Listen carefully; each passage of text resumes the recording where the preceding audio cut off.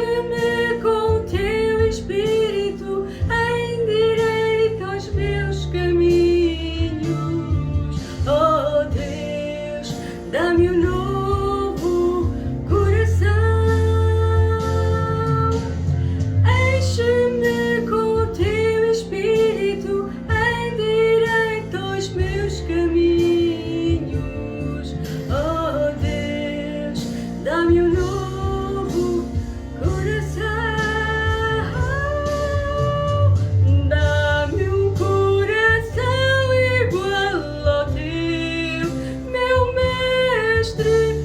Dá-me um coração igual ao teu, coração disposto a obedecer, cumprir todo o teu querer. Dá-me um coração igual ao teu. Dá-me um coração igual ao teu, coração disposto a obedecer, cumprir todo o teu querer. Dá-me um coração igual ao teu.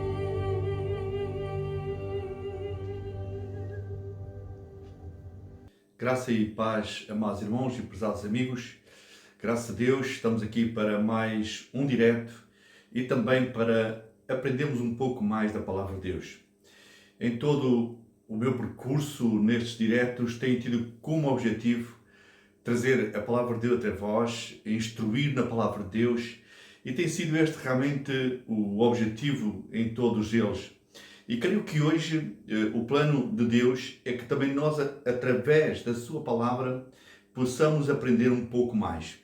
E queria convosco partilhar um tema na palavra de Deus, o qual chamei Bom Ânimo na Adversidade. Para tal, eu quero ler um texto das Sagradas Escrituras em 1 Samuel, no capítulo 30, versículo 6, em que diz assim a palavra do Senhor: E Davi muito se angustiou, porque o povo falava de apedrejá-lo, porque a alma de todo o povo estava em amargura, cada um por causa dos seus filhos e das suas filhas. Todavia Davi se fortaleceu no Senhor seu Deus. E nesta primeira parte, aquilo que eu quero realçar neste versículo é precisamente a última parte do versículo. Todavia Davi se fortaleceu no Senhor seu Deus.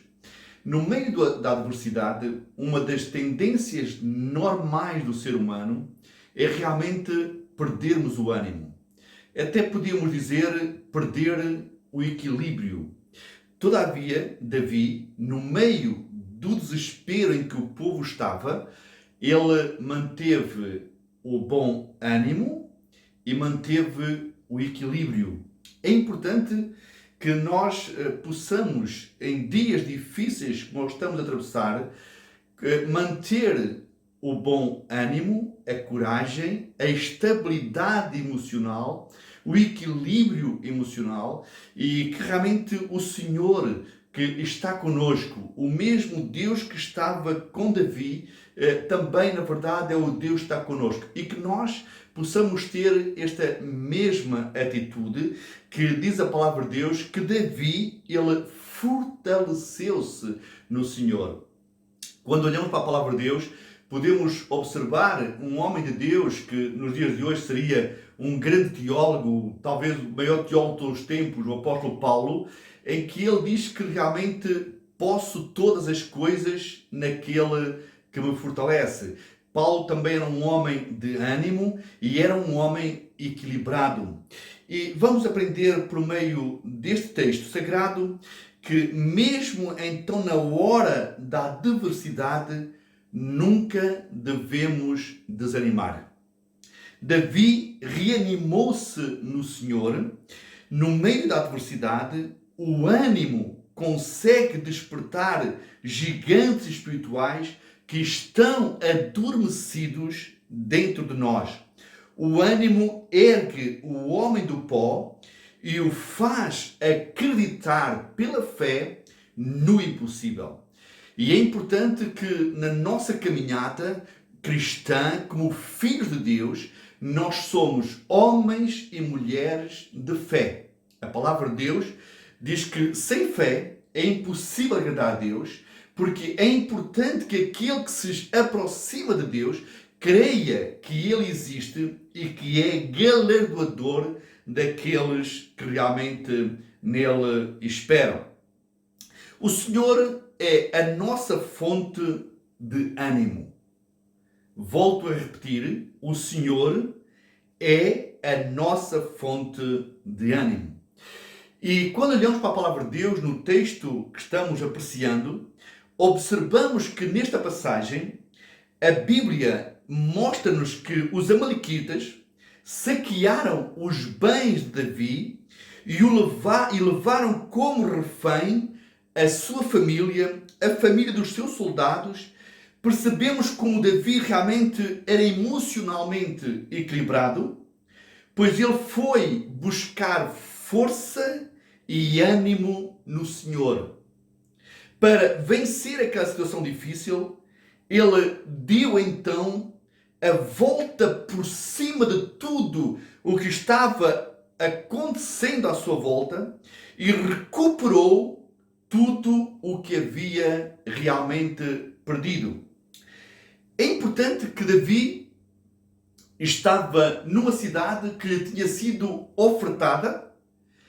Era certamente uma cidade que ele amava, mas também que amava a sua família. A cidade chama-se Ziklag, que no hebraico significa serpente, sinuosa ou ondulada. Era, portanto, uma cidade que já o nome em si era carregado de algumas dificuldades. Provavelmente no nosso país também temos cidades a quais os nomes foram atribuídos e que têm grande significado. Assim também para Davi, esta cidade tinha grande significado. E quando olhamos para a palavra de Deus, podemos observar que a cidade agora estava literalmente destruída, sem vida.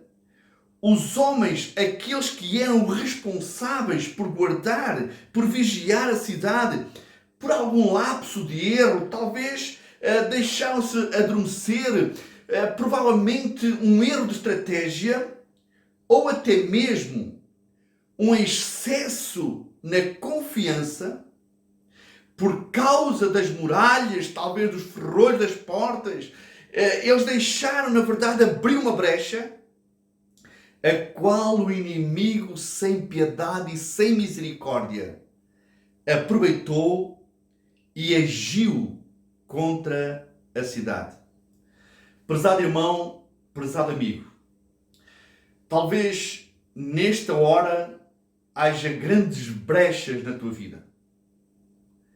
Brechas que foram abertas, talvez pelo descuido, provavelmente por um vício, por alguma coisa que aconteceu na tua vida. Talvez pode ter sido porque alguém feriu, na verdade, as tuas emoções, os teus sentimentos, e abriu-se uma grande brecha no teu coração.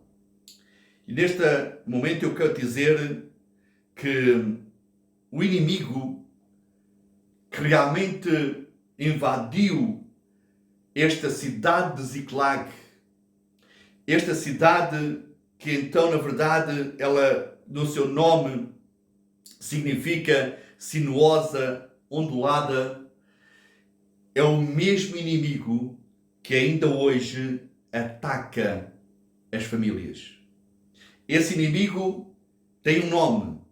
Como observamos, o nome também significa serpente. E a antiga serpente é Satanás, o inimigo de Deus, o nosso inimigo, é aquele que, na verdade, a palavra de Deus nos mostra que veio, na verdade, matar, roubar e destruir. Porém, há uma esperança maravilhosa nesse texto de João, em que a palavra de Deus diz que Cristo Jesus veio para dar vida e vida com abundância. Ora, É assim mesmo que o inimigo age no momento em que a pessoa não espera. Ele vem de forma sinuosamente, muito sorrateiramente e ataca. Por exemplo, o prezado irmão, o prezado amigo, deve dar muita atenção a pequenos pormenores, quer seja na sua mente, quer seja à volta da sua família, à volta dos seus amigos, porque podem haver pequenas brechas que se estão abrindo sem você se aperceber. É importante que Ziklag era então agora uma cidade triste e sem esperança. Quando os homens moradores de Ziklag retornaram da guerra, das suas lutas, e esperaram, portanto, esperando encontrar os seus filhos, as suas esposas, as suas casas, não encontraram ninguém. Era uma terra deserta, destruída, queimada. Tudo o que havia naquele lugar era fumo e cinza. As suas famílias tinham sido levadas cativas para serem escravos. Ziklag era uma cidade autenticamente fantasma. As suas ruas, praças estavam completamente vazias. Faz-me lembrar os dias de hoje, em que realmente, devido ao confinamento, também encontramos praças e ruas que outrora eram transitadas, eram realmente movimentadas pelas pessoas, pelo trânsito, hoje estão desertificadas. É verdade que também sentimos-nos cansados do confinamento e de tantos confinamentos. Todavia, é verdade que nós devemos respeitar as nossas autoridades. E quando olhamos para esta grande realidade, leva-nos àquilo que aconteceu nesta cidade de Ziklag. Davi e os seus valentes que chegaram, 400 homens, choraram, lamentaram, as forças foram-se, esgotados. E quando olhamos para esta palavra de Deus, podemos observar que Davi, ele foi, na verdade, um homem determinado e foi crucial a sua decisão. Ele, em Ziklag, consultou ao Senhor. Prezado irmão, prezado amigo, talvez você neste momento esteja a passar por tristeza, revolta e dor que tomaram conta do seu coração, perderam completamente a esperança e estavam até realmente prontos a cometer alguns graves erros. Repare, Davi fez algo maravilhoso. Davi não desesperou, Davi não desanimou, Davi manteve o ânimo, Davi manteve o equilíbrio, Davi consultou ao Senhor. E consultou ao Senhor porque Davi sabia que, humanamente falando, não havia esperança. Mas é importante reparar que Davi sabia que no Senhor havia esperança. Prezado irmão, prezado amigo, ainda há esperança no Senhor. Não, este quadro até pode ser o quadro de muitas famílias do nosso amado país. Famílias que estão chorando os seus entes queridos. Famílias que perderam os seus empregos. Famílias cujo desespero tomou conta da sua mente, do seu coração. Ziklag era uma cidade outrora alegre, festiva. Era o refúgio seguro para Davi, seus guerreiros, seus valentes, para ser um lugar seguro de repouso e descanso para Davi e seus soldados. Então agora era fumaça e cinzas. Todavia, quero lembrar que Davi era um homem de expectativas. Ele tinha esperança no seu Deus. Quando olhamos para o Salmo 40, diz a palavra do Senhor: esperei com paciência no Senhor, e Ele se inclinou para mim. a sua vida, a sua família, a sua alma pode realmente estar também no estado em que estava Ziklag, triste e sem esperança. Mas saiba, prezado irmão, prezado amigo, há esperança ainda na pessoa bendita de Deus. Diz a palavra do Senhor em Jó, capítulo 14, versículo 7 a 9, quando Jó estava no meio de um grande sofrimento.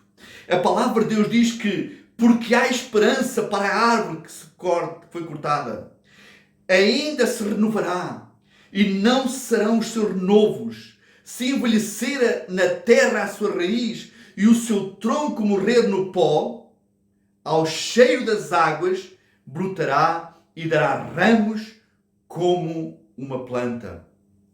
É importante que Jó diz que há esperança para a árvore que foi cortada. Talvez você olhe à sua volta e diz assim: eu sou realmente uma árvore cortada. É importante que o Senhor Jesus, Ele foi sábio na utilização de simbologia, parábolas, analogia, e podíamos continuar por aqui fora. Por exemplo, ele comparou as pessoas com árvores.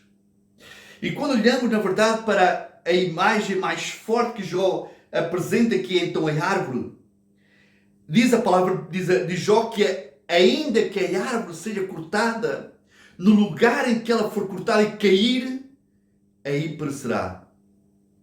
Mas diz que há vida para a árvore.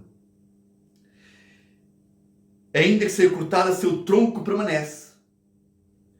E há sempre a possibilidade de voltar a brotar. A árvore tem esperança, mas o ser humano não. Porque logo mais, quando olharmos para a árvore, logo uns rebentos começam a brotar, assim que caem as primeiras águas. Todavia, para o ser humano, quando morre, não deixa sequer um tronco para trás. Ele desce à sepultura. O ser humano é mais parecido com a água, que evapora-se ou penetra no solo irreversivelmente. Claro que hoje o cristão é selado pelo Espírito Santo. E a palavra de Deus, quando nos diz que as águas aqui são símbolos do Espírito Santo, que na verdade fazem brotar a vida do cristão. Louvado seja o nome do Senhor. Então, meu amado irmão, alegre-se na esperança que ainda há em Cristo Jesus. É importante repararmos que Deus não se esquece de nenhum dos seus filhos. Até mesmo aqueles que partiram para a eternidade, na esperança de ver Jesus, e estão aguardando a preciosa, a maravilhosa, a gloriosa esperança da ressurreição, em que Cristo, na verdade, virá, a trombeta soará, e os mortos ressuscitarão, e aqueles que estivermos vivos seremos transformados num abrir e fechar de olhos, e subiremos ao encontro do Senhor, e assim estaremos para sempre com o Senhor. Creio que este dia está muito próximo. Por isso quero convidar o meu amado irmão e prezado amigo a renovar as suas forças na alegria e na esperança que há em Cristo Jesus, entregando a sua vida nas suas mãos. Diz a palavra de Deus em Neemias capítulo 8, versículo 10, que a alegria do Senhor é a nossa força. Já na verdade, João, no capítulo 15, diz que realmente, quando ele escreve, Cristo disse que quer que a sua alegria permaneça em nós. A alegria da salvação, a alegria da vida eterna, a alegria da vida transformada, ela deve permanecer em nós, mas também a alegria que Cristo Jesus desfrutou nos dias que viveu na terra, e que ainda hoje essa mesma alegria que diz a palavra de Deus aos Hebreus, que Cristo Jesus, ele foi ungido com óleo da alegria. O óleo é símbolo do Espírito Santo. O Espírito de Deus habita em nós. Nós somos o templo do Espírito Santo. E porque somos o templo do Espírito Santo, então o óleo da alegria, ele habita em cada um de nós. Prezado irmão, prezado amigo, não perca o ânimo na adversidade, mas renove as suas forças com ânimo renovado diante do Senhor, pois o Senhor é especialista em renovar as forças e dar ânimo, na verdade, ao cansado, dar força àquele que não tem nenhum vigor. Ânimo é dar vida e vida em abundância. Podemos observar na palavra de Deus que já Josué, aquele homem que veio substituir, na verdade, Moisés, o grande líder, temeu perante um grande desafio. Levado ao deserto, podemos observar que a palavra de Deus diz que o Senhor falou a Josué e disse a Josué: não te mandei eu? Então somente esforça-te e tem muito bom ânimo. Vemos que o Senhor apresentou-se a Josué como uma fonte de ânimo. Glória ao nome do Senhor. Querido irmão, querido amigo, o mesmo Senhor que falou a Josué para ter ânimo, é o mesmo Senhor que te diz nesta hora: levanta-te e tem bom ânimo. Aleluia!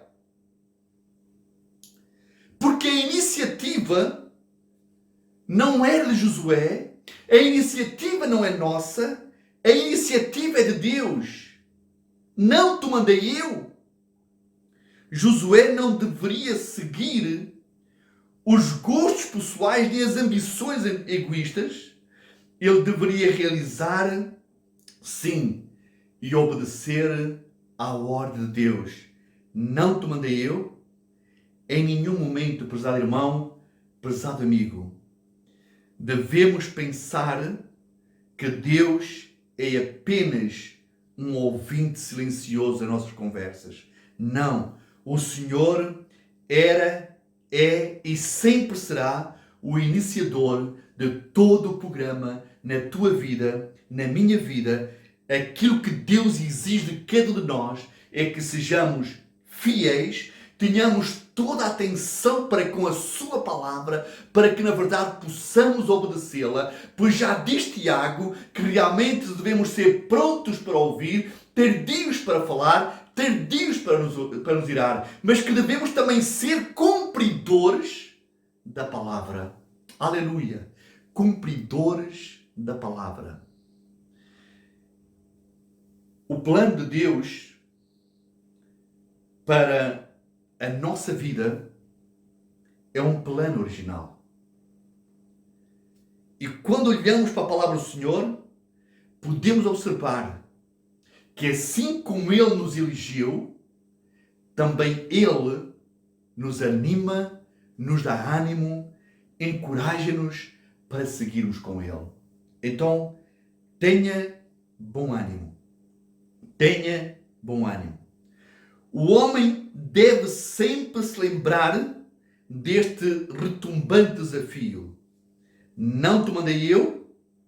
O Senhor não apenas apresenta um modo de vida, mas também prescreve o estado mental no qual este plano deve ser executado. Repare, esforça-te e tem bom ânimo, não pasmes, nem te espantes. Não pares diante das dificuldades. Não desanimes diante das dificuldades. As próprias perplexidades da vida são a forma como Deus prepara homens e mulheres para executar os seus propósitos em cada um de nós. O nosso crescimento, aquilo que nós somos hoje, deve-se às dificuldades, às lutas que atravessamos no passado, que trouxeram maturidade para o nosso crescimento nos dias de hoje. Prezado irmão, prezado amigo, renove-se no Senhor. Anime-se no Senhor. Deus desafia o homem a empregar então todo o seu poder, todo o seu ânimo, a sua coragem no Senhor. Davi fortaleceu-se no Senhor. É importante que o homem também deve fazer a obra de Deus sempre com grande expectativa. Por exemplo, a palavra de Deus nos mostra que Isaías surge esta atitude na afirmação que faz de que os resgatados do Senhor voltarão e virão a Sião com júbilo e alegria eterna haverá sobre a sua cabeça. Reparemos, meus amados, gozo e alegria alcançarão e deles fugirá a tristeza e o gemido. Como observamos, Ziclag era uma terra assolada, fumo, fumaça, tristeza, mas é importante que Deus devolveu à mesma cidade o gozo, a alegria, os seus habitantes, porque o Senhor era com Davi. Querido irmão, querido amigo, saiba neste dia que o Senhor é consigo. Deus, nesta hora de grande dificuldade, de grande adversidade que esteja atravessando, talvez na tua família, no teu emprego, talvez, na verdade, com os teus vizinhos, talvez tantas áreas da nossa vida, provavelmente uma doença ou enfermidade. Deus é contigo. E aquilo que, na verdade, Deus está esperando é que tu levantes a sua voz, porque Ele tem um propósito para a tua vida, para a situação em que tu estás atravessando. Louvado seja o nome do Senhor. Precisamos então olhar para Deus em todo o tempo, porque o Senhor é contigo. O Senhor era com Josué por onde quer que ele andasse. E esta presença foi então o grande significado na vida de Josué, na vida de Davi. Ele também deve ser o grande significado na vida do cristão. O cristão reconhece a importância então da presença de Deus, porque Jesus Cristo prometeu aos seus seguidores: eis que eu estou convosco todos os dias da vossa vida. Todos os dias da vossa vida. Dias maus, dias menos maus, dias bons, dias alegres, dias hilariantes, ainda aí Deus também está connosco. É verdade que no nosso percurso de vida podemos observar que nem sempre a família ou os amigos estão connosco na hora da adversidade, mas, prezado irmão, prezado amigo, é na hora da adversidade que tu podes experimentar o grande amor de Deus. Repara, a palavra de Deus diz aos Coríntios, no capítulo 10, primeira carta aos Coríntios, capítulo 10, versículo 13, diz que Deus não permite que a provação, a tentação, vá para além das nossas forças. Antes, com a tentação, com a provação, Ele nos dá o escape para suportarmos a hora da adversidade. Paulo dizia: portanto, estamos sempre de bom ânimo, perplexos, mas não desanimados. Então, vamos seguir o caminho do Senhor. O nosso Deus é o Deus que está no controle. E Cristo garantiu aos seus seguidores que, na verdade, o revestiria de poder e que a sua presença seria presença real em nós pela pessoa do Espírito Santo. Por isso ele disse: recebereis a virtude do Espírito Santo que há de vir sobre vós e ser-me-eis. Lá em Atos 1, capítulo 8, esta virtude é poder real para vencer a hora da adversidade com bom ânimo. Quando pensamos nos discípulos, podemos observar que eram homens frágeis, homens como nós, fracos como nós, Homens que realmente, Pedro, por exemplo, negou o Senhor Jesus Cristo. Homens que na hora da dificuldade abandonaram o Senhor Jesus. Na cruz apenas estava um homem chamado João. Todavia, quando cheios do Espírito Santo, revestidos do poder do Espírito Santo, eles enfrentaram as mais diversas dificuldades. Eles enfrentaram lutas, reis, eles enfrentaram juízos, tribunais, lutas tão grandes. Inclusive, apedrejamento eles enfrentaram. Porquê? Porque estavam revestidos do poder do Espírito Santo. Nesta hora, aquilo que nós tanto precisamos é sermos revestidos do Espírito Santo de Deus. E meu desejo, prezado irmão, prezado amigo, é que o Espírito da Graça, ele desça sobre si, sobre a sua casa, sobre a sua família, e você seja revestido de uma nova unção, de um novo poder, de uma nova autoridade para a glória de Deus. E assim seja triunfante. Então é por causa da presença de Deus que o cristão enfrenta as vicissitudes da vida de maneira triunfante. Por exemplo, quando olhamos para o livro de Esdras, podemos observar neste homem que é dito que Esdras animou-se segundo a boa mão do Senhor sobre ele. A boa mão do nosso Deus traz ânimo para a nossa vida. Esdras louva ao Senhor por ele ter tocado o coração do rei e o rei pudesse cooperar com Deus nos seus próprios planos, nos planos de Deus. E considera esse acontecimento como uma prova da grande misericórdia de Deus ou do seu amor segundo a aliança que tinha feito com o seu povo. Querido amado irmão, Deus ainda hoje usa pessoas para abençoar aqueles que são seus. Deus tem um plano maravilhoso para cada um de nós. Esdras não assumiu o crédito das coisas. Não. Antes, pelo contrário, Esdras reconheceu que tudo quanto estava acontecendo, que todas as realizações daqueles planos estavam surgindo, foram todas resultantes da boa mão do Senhor sobre ele. Foi a mão do Senhor que dirigiu o rei, o que Esdras reconhece, e sem perder tempo, este sacerdote, também escriba, reuniu então todo, na verdade, aquele que tinha sido tocado pelo seu coração e sai da Babilônia e vai em direção a Jerusalém e faz uma grande viagem. Diz a palavra de Deus que levou com ele cerca de 50.000 judeus. Como? Cheios de ânimo. Quando?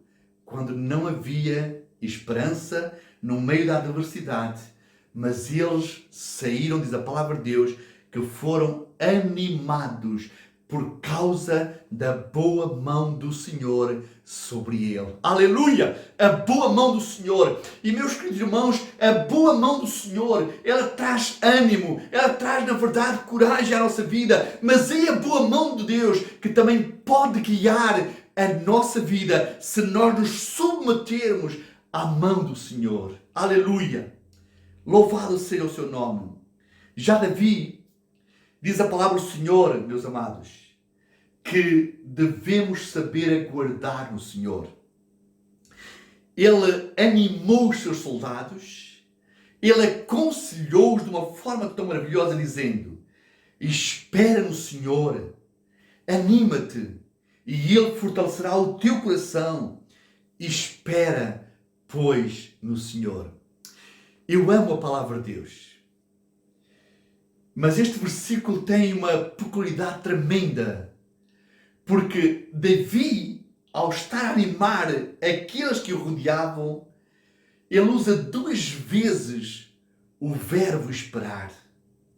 Mas esperar em quem? Espera no Senhor. É verdade que em tempo de adversidade, uma das coisas que o ser humano ele é capaz de fazer é procurar lutar pelas suas próprias mãos, pelos seus próprios meios, procurar soluções para realmente aquele momento. Mas neste momento o Senhor te diz: espera no Senhor. Não importa o lugar que tu me estás a ouvir. Não importa aquilo que tu estás a passar e que está no controle de Deus. Sabe, espera no Senhor. Deixa que Deus aquiete o teu coração. Anima-te e espera no Senhor. É importante que o maior de todos os exemplos, já vimos o exemplo de Davi, de Josué, de Esdras, homens que manteram o ânimo, o equilíbrio, a estabilidade emocional, a confiança no Senhor, souberam aguardar a hora do Senhor, consultaram o Senhor e deram louvores ao Senhor, realmente pelo Senhor ter dirigido todas as coisas. Agora temos o supremo exemplo. E o supremo exemplo vem de Jesus Cristo. Jesus deixou sempre uma mensagem de ânimo para a sua igreja. Assim como também sempre deixou uma mensagem de ânimo para com aqueles que se aproximavam dele. Por exemplo, em Mateus, capítulo 9, versículo 2, a mensagem de Cristo para as pessoas era sempre uma mensagem de ânimo. E neste episódio do paralítico de Cafarnaum, as primeiras palavras que saíram da boca de Jesus para com este homem foi: filho, tem bom ânimo, perdoados te são os teus pecados. Repare bem, meu amado irmão, prezado amigo, a primeira palavra que saiu da boca de Jesus foi filho. A palavra, este título, fala-nos de parentesco, filho, intimidade, a proximidade, relacionamento, humanidade. Nos dias de hoje, observamos que a falta de humanidade dentro das próprias famílias é grande. Violência, ódio, inveja, intrigas, coisas horríveis, divórcios. Todavia, Cristo Jesus, Ele diz: filho, tem bom ânimo. Primeiro, Cristo tratou de uma área muito importante na vida deste homem. A sua emoção, os seus sentimentos, certamente os anos de sofrimento causaram grande desânimo, grande dano na sua alma. E agora Cristo vai ao encontro da dificuldade e diz: tem bom ânimo. Tem bom ânimo. Deus faz as coisas de uma forma tão diferente do homem. O homem trabalha por fora, Deus trabalha por dentro. E quando olhamos para a palavra do Senhor, podemos observar que Deus pode curar qualquer doença, sem dúvida alguma. Mas a maior doença que o ser humano tem é aquela que está oculta e está na sua alma. Alma ferida, ainda há esperança para ti. Ainda Cristo hoje te diz: filho, filha, tem bom ânimo. Tem bom ânimo. Mais importante do que a cura física deste homem era realmente a purificação do seu coração, a cura da sua alma. Por isso Cristo coloca as coisas na devida ordem. Nós, na verdade, trocamos prioridades, trocamos ordens. O ser humano troca, inverte todos os valores até. Cristo valorizou as prioridades certas, a alma, e depois sim, agora este homem diz, os teus pecados te são perdoados, e logo a palavra do Senhor diz, vai em paz. Porquê? Porque Cristo viu fé nestes homens. A palavra do Senhor demonstra-nos, na verdade, que este homem saiu para a sua casa curado, mas curado com paz no seu coração. Desta forma, Deus opera o perdão e a cura juntos, é verdade. Deus faz essas maravilhas. Quando olhamos para a palavra do Senhor, podemos também observar que então aos discípulos, em tempos de grandes dificuldades, em horas temorosas, no meio do alto mar, ele disse, tende bom ânimo, sou eu, não temais. Jesus falou com os discípulos mais alto do que a própria tempestade. Querido irmão, querido amigo, diga à sua tempestade que o seu Deus é maior do que ela. Aquilo que nós fazemos humanamente falando é observar o vento, a tempestade, as circunstâncias, o dia de amanhã e colocamos Deus no último plano. Cristo convidou os seus discípulos a trazerem-no para o primeiro plano. Ele disse, sou eu, não temais. Eu sou aquele que está por cima da tempestade. Eu sou o que está por cima da dificuldade. Jesus ensinou assim, na verdade, aos seus discípulos. E é importante repararmos que quando os discípulos ouviram eu sou, aquilo que veio imediatamente à mente deles foi precisamente o eu sou de Êxodo capítulo 3, versículo 14. Eu sou.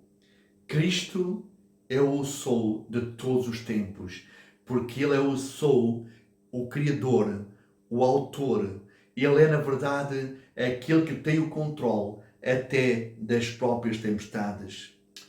A necessidade deles era verdadeira, realmente era, mas o eu sou trouxe uma ajuda e uma coragem inesperada na hora da necessidade desesperadora dos seus discípulos. Porque tudo isto era real na vida deles. Assim como também as tuas lutas são reais. Os teus problemas são reais. As tuas dificuldades são reais. Porém, o medo dos discípulos também era real, era verdadeiro, assim como os teus medos são verdadeiros. Mas na presença de Jesus, o medo, a tempestade, o vento, tudo se acalma, tudo é dissipado. Meu amado, se este é o teu quadro, agora Jesus te diz, não temas, sou eu. Cristo está também na hora da tempestade contigo.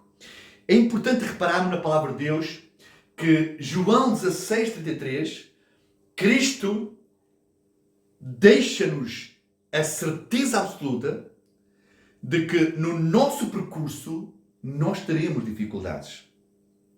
Diz lá a palavra do Senhor, tenho-vos dito isso para que em mim tenhais paz.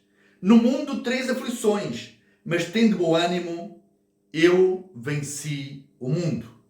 Isso é, o que significa ter bom ânimo, então em meio à adversidade. É verdade que aqui está uma nota final antes do Calvário. E esta nota final é uma nota de encorajamento. Jesus prometeu aos discípulos paz por meio da união com Ele, com Cristo, pois Ele venceu o mundo ao ressuscitar dos mortos. É verdade que o mundo está no maligno, Mas também é verdade que, ao contrário de todo o sistema, Deus está no controle de todas as aflições dos crentes. Querido irmão, querido amigo, a você que é um crente fiel, um cristão genuíno em Cristo Jesus, tenha paz no meio da adversidade. Convide Deus para o meio da adversidade. Pois é verdade que Jesus derrotou o sistema de Satanás, obteve a vitória e venceu o mundo, como ele disse. Mas tem de bom ânimo, eu venci o mundo. E a sua missão, realmente, na sua missão no Calvário, ele cumpriu. Então, antes da sua própria aflição, Jesus já podia falar de uma missão cumprida. Porquê? Porque Cristo chamava as coisas antes delas acontecerem. Assim, o nosso Deus é o Deus das grandes vitórias. Os discípulos podiam alegrar-se continuamente com a vitória porque estavam, reparem, do lado vencedor. Maior é o que está em nós do que aquele que está no mundo.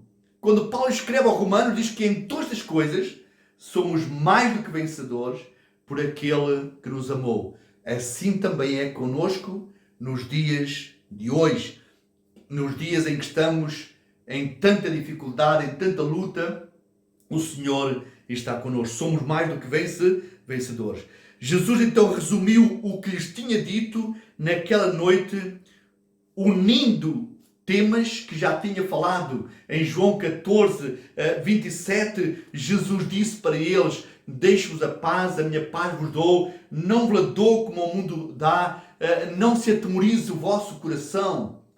Também, na verdade, Jesus, no capítulo 16, ele foi falar sobre as dificuldades que iriam vir após a partida dele para a eternidade, dizendo estas palavras: tenho-vos dito estas coisas para que vos não escandalizeis e expulsar-vos das sinagogas, bem mesmo a hora em que qualquer que vos matar cuidará fazer um favor a Deus. E podíamos continuar a ler, e diz a palavra de Deus: isto vos farão porque não conhecem o Pai nem a mim. Mas tenho-vos dito isto a fim de que, quando chegar aquela hora, vos lembreis de que já vos tinha dito.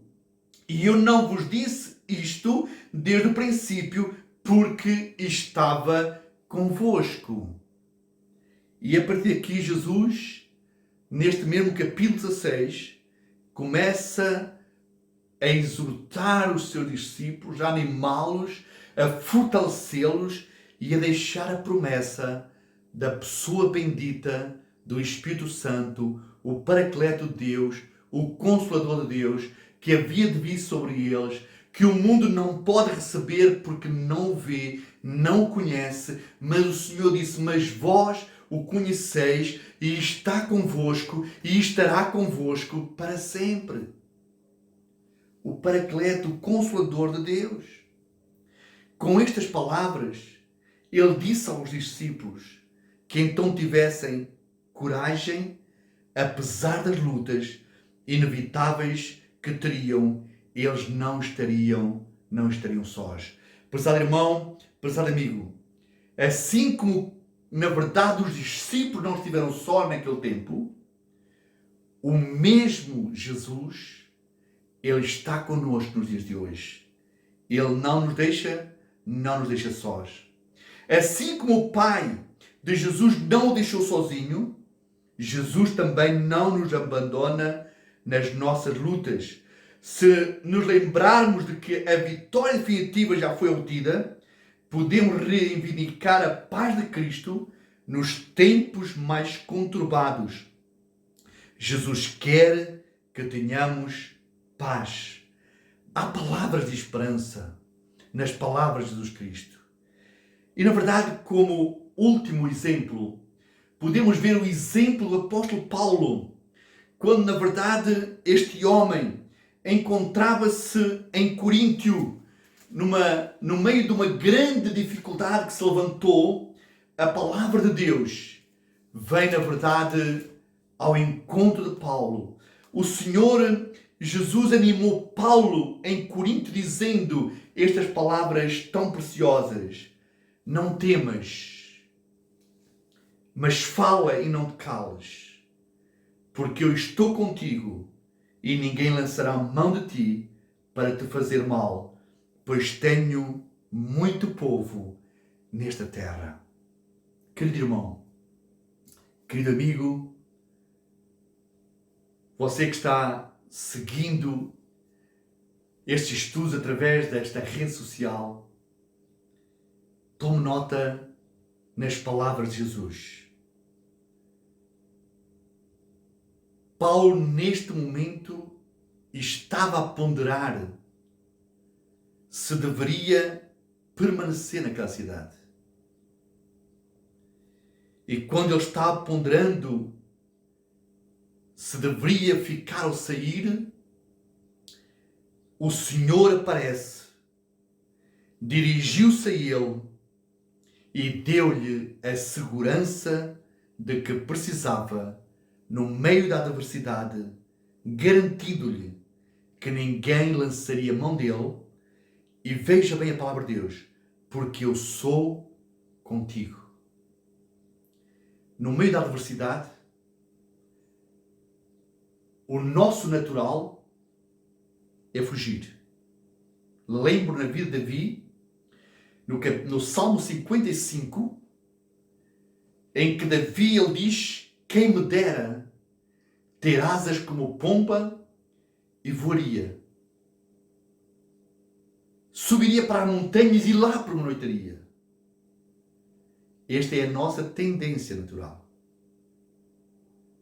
Mas, querido irmão, aquilo que o Senhor pediu a Paulo foi que ele permanecesse, enfrentasse a dificuldade, porque o Senhor era com ele. Querido irmão, querido amigo, por nada deste mundo, em primeiro lugar, não saia do seu lugar. Não desça da sua posição. Permaneça diante do Senhor. Permaneça na sua família. Permaneça no lugar que Deus o colocou. Porque Deus tem algo grande para si. Tempos de lutas, tempos de dificuldades, hão de trazer momentos de grande bonança, de grande refrigério. O Senhor garantiu que ninguém lhe faria mal. Ele não teria que suportar, na verdade, nenhum dano físico durante a sua permanência em Coríntio. Como resultado destas confortadoras palavras, então Paulo animou-se, ganhou coragem e, na verdade, ele permaneceu diante do Senhor. É típico do Senhor ele falar-nos em tempos de necessidades. Quando, na verdade, estamos mais necessitados, é quando nos tornamos também mais sensíveis à voz de Deus. E Ele, com ternura, diz hoje para cada um de nós: não temas. E quaisquer que sejam as circunstâncias, suas palavras acalmam a tempestade, acalmam o nosso coração. E o Senhor te diz agora: não temas. Reparem, se nós fôssemos ler a palavra de Deus, iríamos observar que no decorrer da Bíblia são muitas as vezes em que o Senhor acalma o coração daqueles que o amam, daqueles que o temem, daqueles que na verdade o seguem com fidelidade, com esta palavra: não temas. Foi assim, na verdade, com Abraão, no capítulo 15, versículo 1 de Gênesis, em que Abraão estava completamente desanimado. E o Senhor diz: não temas, Abraão, eu sou o teu escudo, o teu grandíssimo galardão. Aconteceu precisamente o mesmo com Isaac, com Jacó, bem também como Josafá, Daniel, Maria, ouviram também esta palavra, não temas. Pedro, no capítulo 5 de Lucas, capítulo 10, também ouviu essas palavras, não temas. Mas além destes homens, há algumas passagens bastante apropriadas sobre as quais até meditamos quando nos sentimos sozinhos e derrotados. Por exemplo, gosto imenso desta passagem em Hebreus capítulo 13, versículo 5, em que a palavra do Senhor diz assim: não te deixarei, nem te desampararei. Podíamos ler outras passagens, como também, na verdade, em Isaías 41, versículo 10. E depois de refletirmos sobre estas palavras, podemos então apropriar-nos pela fé da presença de Deus, de que Ele está conosco. Querido irmão, querido amigo, não desanime. O Senhor está conosco. O Senhor é a nossa fonte de força e de ânimo. Ele já garantiu a nossa vitória, pois em Cristo sempre somos conduzidos a triunfo. Deus ricamente abençoe cada um dos meus amados irmãos, prezados amigos, e vos faça em tudo vitoriosos. Lembre-se, Ziklag era a cidade deserta, a cidade assolada, fumo e cinzas.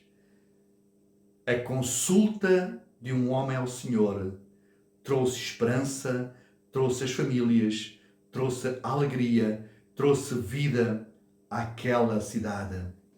Porque há esperança para a árvore cortada.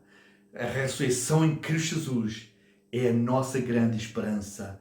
A ressurreição e a volta de Jesus buscar a sua igreja é a nossa grande esperança.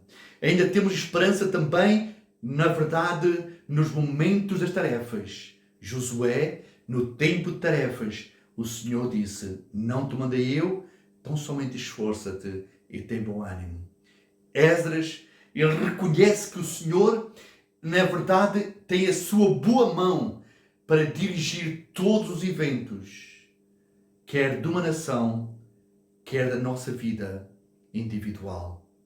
O próprio Senhor Jesus, ele foi, na verdade, aquele que mais animou os seus discípulos, a sua igreja e aqueles que vinham ao seu encontro para receberem cura, libertação e restauração. Querido irmão, querido amigo, receba ânimo nesta hora pela presença do Espírito Santo em sua vida, na sua casa, na sua família. Deus ricamente vos abençoe. Amado Pai, louvo o teu nome e te dou graças pela tua grande bondade, pela tua fidelidade e pelo amor que tens mostrado em Cristo Jesus. Obrigado, meu Senhor, por estares connosco também na hora da adversidade. Podemos contar contigo em todo o tempo. E nesta hora eu oro em nome de Jesus, ó Pai, para que venhas, na verdade, ajudar o nosso país, venhas ajudar os nossos governantes, venhas ajudar, Senhor, as nossas autoridades, venhas ajudar os nossos profissionais de saúde, vem trazer cura a esta nação, restauração, Pai, para a tua glória. Senhor, aqueles que estão enfermos, cura em nome de Jesus Cristo, Pai, e dá sabedoria no meio da tempestade ao teu povo para podermos caminhar nas tuas veredas, Pai, em nome de Jesus Cristo, teu Filho amado, para a tua glória, eu te rogo agradecidamente. Amém. Amém. Glória ao nome do Senhor.